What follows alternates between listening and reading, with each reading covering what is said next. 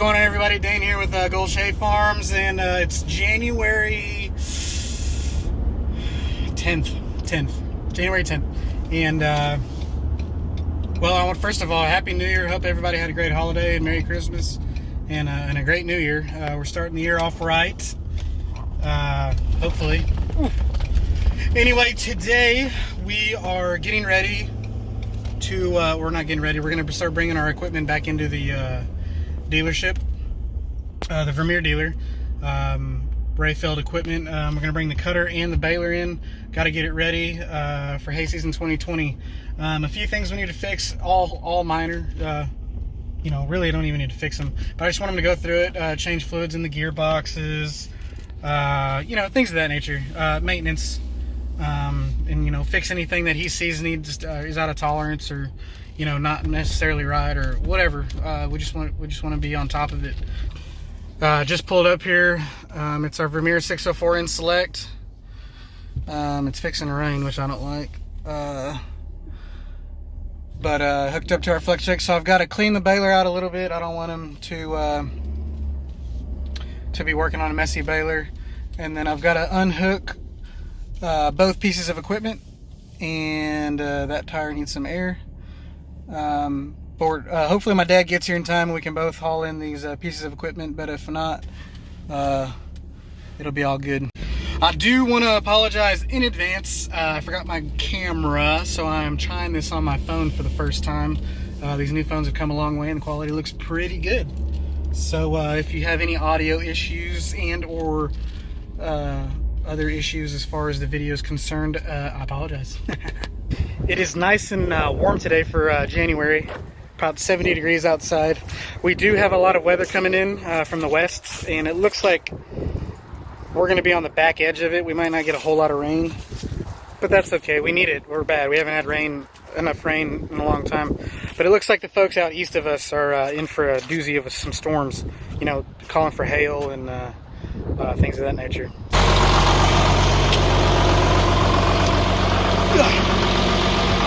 Wish I would have got that on video. That 4440 hadn't been started in a while. It was a pretty good cold start video. Purring along now though. So here, this is Vermeer's lockouts, right? So this is a lockout valve on the pickup. You lock it in place. When you unhook it and you go to float the valves, it won't allow any fluid to cycle through. So, and then this one's for the door. So that's locked out.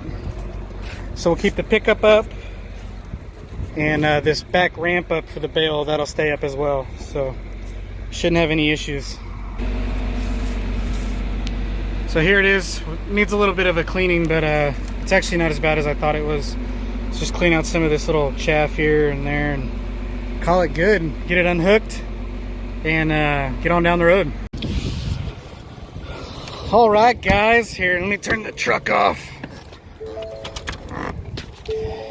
So sorry I didn't get any footage of me hooking up the baling rig here, but it's ready to go. Vermeer does a good job of letting us locate all of our hydraulic and hookups and electrical hookups here, and then I just tied a nice rope here to keep it all kind of straightened up there.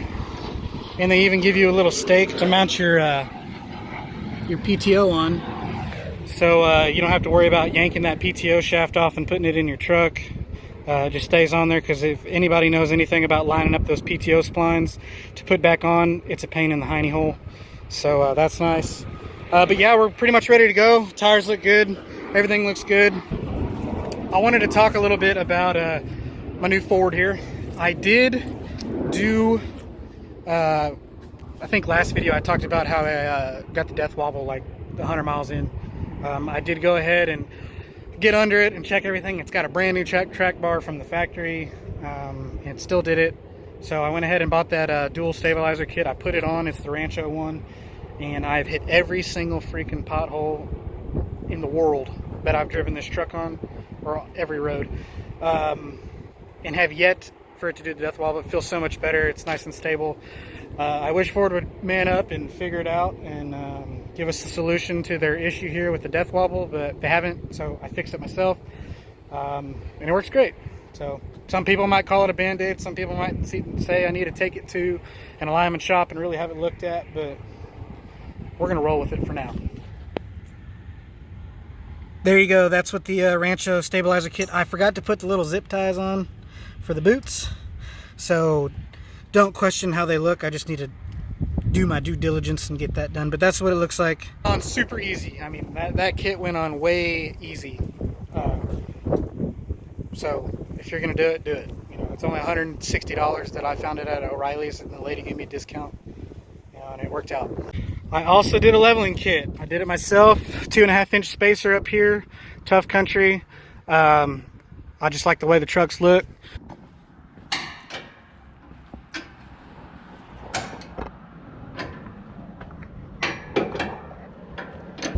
The 2.5-inch leveling kit makes it look good. You can see it here behind me. I always like the way the trucks look when they're leveled out. I'm going to put a little bit bigger tires on it. I did the leveling kit, as I said myself, it was easy. It was probably the easiest leveling kit I've ever done. I did it in like 2 hours. Yeah, it was really easy. Raised the truck up real high, dropped the axle out, slid the spacer in, and then there's literally like 3 bolts on each side. As you can see, it's squatting pretty good. That baler's pretty heavy. It's about 2,000 pounds of tongue weight. Maybe like 1,500 actually. 1,500 pounds of tongue weight. Squatting it pretty good. If it were leveled, it wouldn't squat it as bad. I guess it'd squat it the same, but I also did install some Timbren load support, the bump stops, replace the stock bump stops. They're like this big, and put the Timbrens on, and they're like this big. I'll get under there and show you. A friend of mine, he custom bales around this area too, and he's like, hey, he runs them on a Chevy. He's like, you need to get some, try them out. I was thinking airbags with the compressor and the wireless kit and all that. And that was going to run me about $700 if I installed it.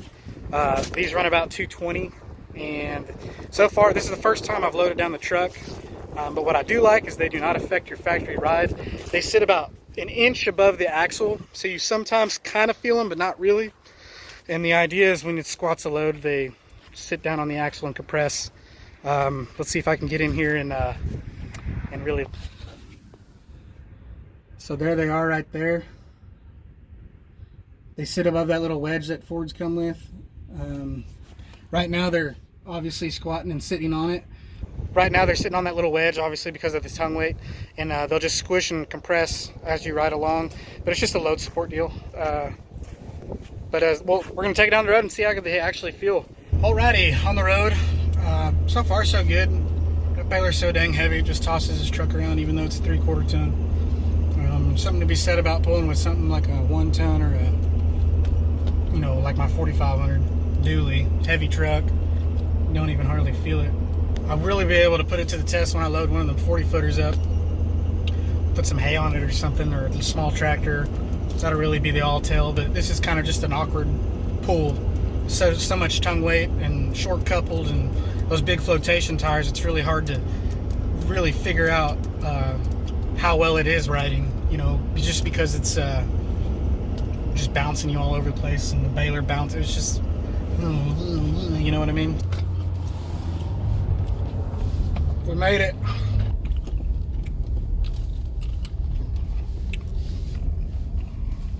One of everything, please.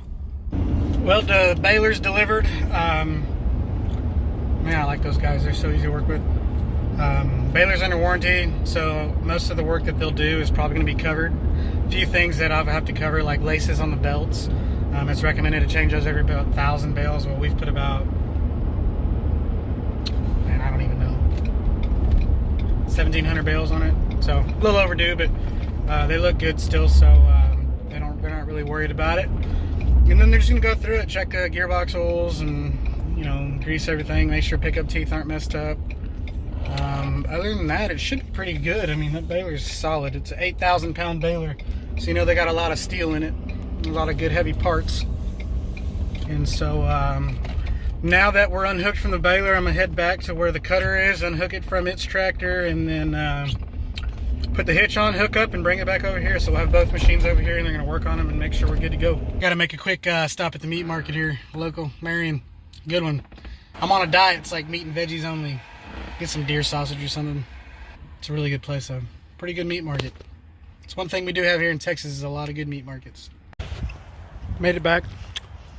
Got my buck sticks. I'm gonna take this mower. Sorry, I'm gonna hook this mower from the 4255. Sorry about the wind noise. All hooked up, thanks to Matthew. That's quite not too bad. Do the other one. This one's probably okay. We have this one fixed, but not this one. Little low. While Matthew's getting that aired up, I've got to grab the remote out of here. I'm sure the dealer has one, but I put a special end on it because I broke the other one. And I just want to make sure he's got it.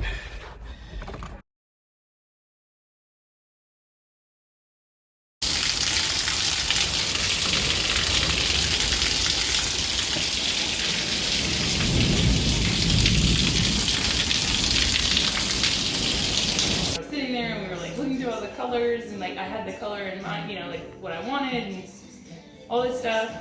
He's walking right now. And then Everybody, it's the next day and we did end up getting the mower to the dealer and all that worked out. Truck pulled good. The bump stops did work good. It squatted it, of course, but they did as well as I wanted them to, I guess. For 200 bucks, you can't beat it. And it rode fine. Today we're hauling a little hay. This is the trailer. I might have mentioned it in a video previous to this that we're buying from our friend who owns this property, and we always work with him. So yeah, we basically baled his field for him for the last time and then gave him some hay, kind of did a little horse trading on it, and so it's ours now. And I'm actually going to pick up the hay from where we keep our hay to drop it off. This thing will haul 8 4-foot bales. So we're gonna give him 8. I think I have 8 to give him, and he said he could use the money or the hay more than he could use the money. So hay is getting pretty hard to come by these days. It's January. We didn't have a very good year as far as rainfall, and so yeah, that's literally what we're dealing with. And prices are high. I mean, we're sold out of hay. We have a little bit left, and most of it's going to go to him. And then we just have a few customers who haven't picked up all of theirs yet. But other than that, we're pretty much sold out of hay.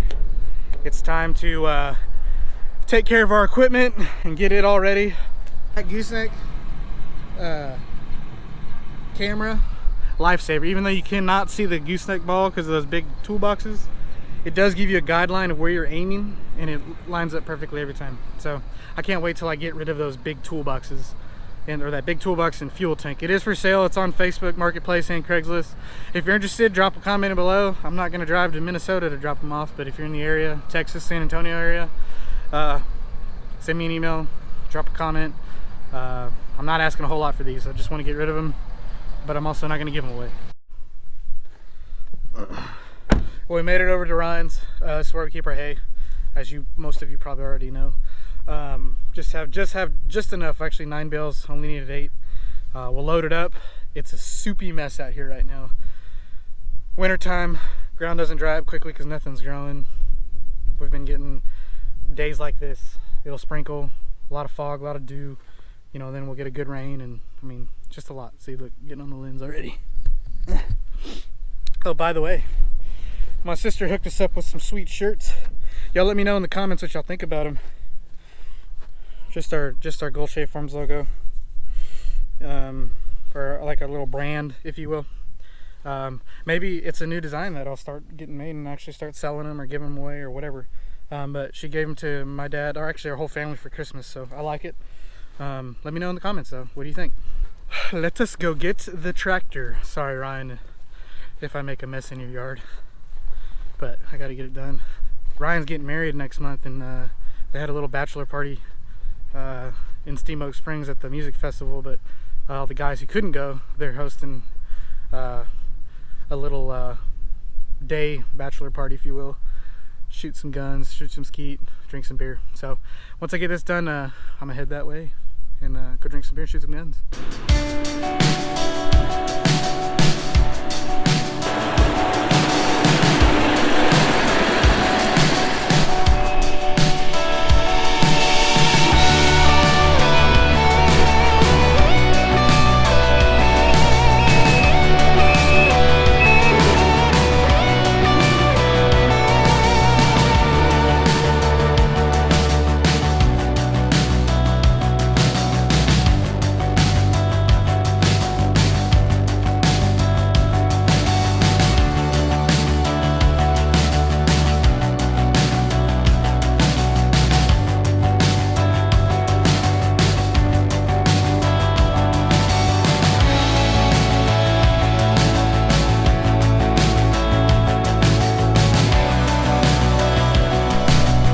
right, all loaded. Got a little some net wrap here. There we go. All loaded. It's not the best hay in the world. This was first cut. We couldn't get in the field, and I got some brown-eyed Susans that popped up along with, you know, part of the coastal. So that's why I'm giving them more than probably what some people would. But still got a lot of good hay in it. Just a few weeds. That's all. I mean, you know, stuff like this. Stimmy. Not a big deal though. They'll just eat around it, just for cows. Alrighty, let's get a move on. Here's a prime example. I mean, it's not a heavy load, and the axles on this trailer move pretty far forward, so it's pretty balanced. But I mean, it's not squatting it a whole lot. Well, we made it back over here to, oh, my wife's calling. We made it to Mr. Dick Wayman's place. We're gonna give him this hay because it's kind of doing some horse trading on this here round bale trailer. It's pretty awesome, I know. If anybody is not familiar with these things, it is an 8-bale trailer. You slide on, as you saw in the video, from the back. That's how you load it, or you can load from the side if you have some sort of grapple or whatever. And the whole trailer is built on a pivot. It pivots on the gooseneck ball and on this axle squared frame that they've built here, right? It's got a safety pin right here, and then these levers are actually what holds everything in. So like, this is the lock for the lever. You slide that puppy down like that, and then you lift this son of a gun up, unlocks it, and then the whole thing dumps. You have a bar back here. If it doesn't tip immediately, you can pull it out and sling it up. It also helps you pull the trailer back down when it dumps, and yeah, and then you lock it back up. So we'll keep the lock up. We're gonna get the pin out, and we'll dump these bales off.